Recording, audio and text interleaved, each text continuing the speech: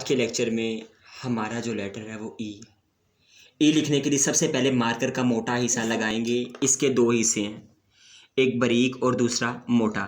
जब बारीक हिस्सा हमारा राइट की तरफ होता है ये उर्दू और अरबिक का स्टाइल है, जब लेफ़्ट की तरफ होता है इंग्लिश और मैथ का स्टाइल है। और जिस स्टाइल पे भी टीचर आपको काम करवा रही है, नोक आप उधर रख लें, कलम को 3 फिंगर्स में थामते हैं, अंगूठे में, शाद की उंगली में, इंडेक्स फिंगर में और मिडल फिंगर्स में। 3 फिंगर्स में कलम को थामा जाता है, ये 2 पेज को सपोर्ट करती हैं। ठीक है, कलम को कितनी फिंगर से थामा जाता है? 3 में, अंगूठे में, शाद की उंगली में और मिडल फिंगर्स में थामा जाता है। ठीक है, और लिखते वक्त 3 चीज़ों को याद रखें, स्टेप, साइज़ और लाइन। स्टेप से मुराद लफ्ज़ के हिस्से, साइज़ से मुराद एक्यूरेट साइज़ के सर ने साइज़ क्या रखा है, लाइन से मुराद लफ्ज़ कितनी लाइन में आ रहा है। जैसे कैपिटल लेटर्स हैं पहले 3 लाइन्स में आते हैं। ठीक है, अब मैं लिखने की तरफ आता हूँ। ई देखिएगा, ई के 4 स्टेप्स हैं। कितने स्टेप्स हैं? 4। अब ई राइट करना है। ई के लिए देखिएगा, 1, शाबाश, 2 3 4। ई के 4 स्टेप्स हैं।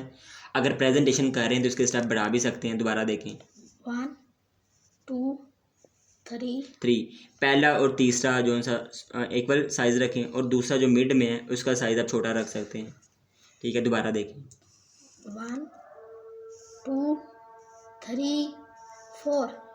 ये ई के 4 स्टेप थे। ठीक है, थैंक्स फॉर टुडे, अल्लाह हाफिज़।